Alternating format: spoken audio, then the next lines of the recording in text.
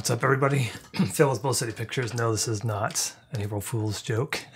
This is take 2 of the live stream. Had some technical glitches with the first live stream, so we're going to try to do this again. I wanted to talk about a few things today. Talk about the iPad 6th generation, which I got for travel to do photography and video editing. Also, a Panasonic 14-140 super zoom lens. Talk a little bit about the Mevo camera. I did a live stream with that previously a couple of days ago. Questions and answers. If you have any questions, certainly feel free to ask away. So I wanted to get started by talking about this Panasonic 14-40 lens. It's a lens that I got for travel. You can see it here on the Panasonic GX85, which is a great travel camera, one of my favorites. So I'll be taking this around with me when I travel. It gives you a range of 14 to 140, which in the Micro Four Thirds sensor world is equivalent to a 28 to 280. So it's got quite a zoom range. I did take some pictures. I'll show you those pictures in a second. It's not a new lens. I actually bought this used. It's been around for quite a while, actually, but I figured that this would make a good travel lens. I'm going to go ahead and show you some of those pictures that we took, and then we'll come back. These are cherry blossoms right now. Our cherry tree is blossoming. This one's a little bit underexposed. You can see the information about the shot here. And it was taken at 1/800th of a second at 140 millimeters, which is the maximum of the lens. f5.6 was the aperture, and the ISO was 200. So it could have been a better shot had I paid more attention to the exposure. But it does look like the focus is good, the clarity is good. We'll show you a few more shots here. So you can kind of see this one was taken at f5.6 as well. You can see the focus, where the focus is, kind of hard to tell. I should have probably used f8 for this particular shot to get a little bit more in focus. Here's another one. You can see that the focus was here, but I do like the colors. I like the clarity. Looks like a really good lens. And by the way, if you have any questions at any time, go ahead and just type them in the chat, and I will do my best to answer them. Another cherry blossom. You can see kind of how that looks. This is zoomed in at basically 1:1. Again, 140 millimeters. These were all taken basically at the maximum end. I didn't take any wide shots. I didn't really have a lot of time. I was out in the garden. Magnolia is blooming here as well. You can see this is again at 140 millimeters at f5.6. I do like the colors, and this is actually mulch underneath, and you can see how blurred out that is. You would not know if I didn't tell you that that was mulch. I really like the background. It's the equivalent of 280 millimeters, so you're going to get some creamy background if your background is far enough away from your subject and you're zoomed in to 140. So again, you can see the background here. This one was taken at f8, so you can see there's a little bit more in focus here.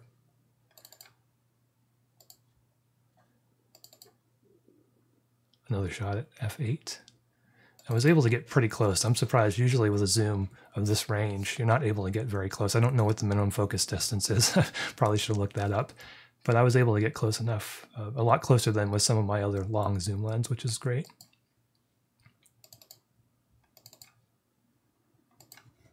Those are some of the shots that I took. I'll definitely take more time with it. There will probably be a full review coming up soon as well. So that was the Panasonic. This is the second version, and it does have a switch that will turn optical stabilization off. This one came with a hood. I bought it from KEH, not sponsored at all. It's a great place to buy used gear. Their ratings are great. The prices are fair. So if you're in the market for something used, again, not a sponsor, but if you're in the market for something used, check out KEH Camera. Also want to talk about this new little toy I got here, which is a Stream Deck. It's made by Elgato, which is the company that makes a lot of capture devices that gamers use for YouTube gaming or for Twitch. And it comes with software that allows you to be able to set up different icons. You can see I kind of have custom icons here with the Fuji camera and Samsung camera. You can see those icons. YouTube, Facebook. So I can basically, when I'm in the software that I use to broadcast, which is OBS, this allows me to be able to control the different cameras.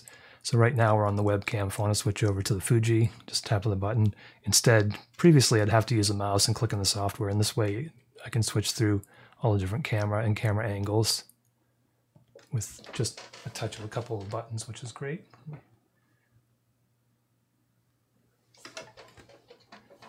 Can also turn graphics on and off, like here for my Instagram. By the way, my Instagram links, or my social links, will be below, but you can follow me on Instagram at Bull City Pictures. Also have Facebook, Bull City Pictures. But this seems to be a pretty nice little tool. I need to do more customization. I just kind of got it set up for OBS, but it will allow you to create shortcuts and to link to those shortcuts. So programs like Photoshop, where you might have macros or actions, you can certainly connect those, and the software is pretty robust. It interacts with a lot of different software packages. So that is the Elgato Stream Deck. If you're watching this live, you won't have links. If you're watching the replay, I'll put a link down below. I think it was around $140 or so, but it's a pretty solid little device. It's not exactly equivalent to a true audio or video switcher, but it does the same thing for my purposes for live switching, and the audio and video switchers are outrageously expensive. I think for like a 3 or 4 camera setup, which is what I would need, it's going to run you probably a minimum of $600 to $800 and up, depending on which brand you get and which features you want. So this gives me better functionality for what it is that I want to do at a far less expensive price. So again, if you have any questions, I know this is take 2. Some of you might be watching this again, but if you do have any questions, please feel free to pop them in the chat. I'll do my best to answer. To say Happy Easter to all the folks who are celebrating Easter, and to the folks who aren't, Happy Sunday. Welcome or welcome back to the channel. I appreciate you taking the time to view this. I wanted to talk about the iPad 6th generation that came out Friday, I believe. And you can see I've got the iPad pencil in my hand. It is a inexpensive, for an iPad that is, device. This is the 32 gigabyte version. And it is updated. They had the same basic version at the same price in 2017. This is an upgrade. They upgraded the processor, so it now has the A10 chip, which is it's a more current version of the chip, and it has a better GPU. It does have a camera. It does 1080p video. It's got a front-facing camera too for FaceTime, which I think is a 1.2 megapixel. That A10 chip is a quad-core 2.4 gigahertz, so it's got some power. Just wanted to show you, I bought it basically to do a couple of things, which I'll show you here. One of which is to do video editing.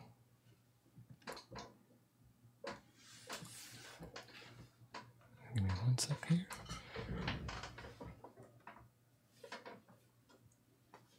And I use an application called Luma Fusion for video editing. And believe it or not, this will handle 4K video. So I have a pretty powerful desktop here that I do a lot of my editing on. Normally I'll use Adobe Premiere on my desktop, my Windows machine. This will allow me to do any video editing on the go. And this is a 4K video that we have loaded up. I'll just zoom in on that so you can see the performance. But basically, you can scrub through, and there is pencil support, which is another great feature of this iPad. You can scrub through, you can play it, and it renders video very, very quickly. Again, this is 4K video, which will bog down a lot of PCs. You can hear the audio here. But this will basically take the same time to render as the video length is. So if I'm trying to render a 10-minute video, this will take about 10 minutes, which is pretty close to what my desktop has as far as performance. Also, I'm a Creative Cloud member. Adobe has something called Creative Cloud for photographers and for video folks, where you can subscribe for a monthly fee, and then you get access to all the different applications, like this is Lightroom, CC, Photoshop, Adobe Premiere, After Effects, a bunch of different Adobe applications. And the beauty of this is everything is synchronized over the cloud. So there's a picture of my cat. But if you look here, this is my feed, and these are all the pictures that I've taken that I've either worked on my desktop or imported on my desktop or worked through any mobile device, and this works with Android, iOS, anything. So anytime that you upload a picture or edit a picture, it gets put into the cloud and you can access those on any of the devices that you have, including your desktop and mobile devices. It has the same basic editing functions and features as the desktop. There are some things that it doesn't do. But it'll give you your basic exposure, color, effects. You can do noise reduction. It's got a bunch of different features, and some features that the desktop doesn't have, like adding filters. But you can go ahead and make any edits to that, save those to the cloud, and then those will be uploaded to your Creative Cloud, so you can access them on your desktop, on your laptop. I think this is going to be a great little device. There's another reason why I got it, and some of you may have seen the live stream that I did. I'm just firing up this camera, this Mevo Camera I just got and did that one live stream with. And this is a great little camera. It's going to ease some of the troubles I have when I'm trying to use this OBS or the software that I used. Like earlier today, I had some issues with audio and with video. I'm trying to get multiple cameras together, get multiple camera angles together and audio.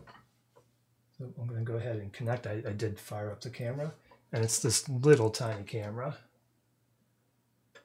which has a built-in microphone. It's battery powered. It's got a tripod mount. Basically, this is now, or could be, my live stream. And you can see my studio here. I've got that one Fuji camera, the main camera, my web camera, my Samsung camera. And what this allows you to do is actually go through and you create different scenes. So if you want to focus on a certain area, you just touch it, and you can see up here on the top, you might not be able to see that very well, but it will go back and forth and give you different camera angles, which is really great. It's got a couple hours of battery life, they say. I haven't really been able to test the battery life, but it does have a charger built in, or a USB port that you can use for charging. It's got a base here that you can connect. They also offer an accessory that will give you up to 10 hours of recording time. It does have an SD card slot here. Get the power button. It's a really simple device to operate. Stereo microphones. If you want to connect this to a tripod, again, there's a tripod mount here. You can set it up on a tripod, get that wide angle, and get a number of different shots. You can really get, it's a 4K sensor, so you can really get 4 shots at 1080p roughly. So great little device. I'll probably be using this more. Again, it greatly simplifies the live broadcasting process. It's portable too, so if I wanted a higher quality video than my phone had, I could take this on the road with me and go live at any time, synchronized with my phone. It uses the Wi-Fi or 4G on my phone. So any questions, feel free to ask. Thanks for watching this video. If you're watching it live, thank you so much. If you're not watching it live, I'll have links down below to the items that we talked about here. So if you're interested in looking at those prices or buying them, they are affiliate links. So if you do purchase through those, I get a few pennies on the dollar. It doesn't cost you any more, but it's greatly appreciated. It will help the channel. This is Phil with Bowl City Pictures. Thank you for taking the time to view this video, and we will see you again in the next video.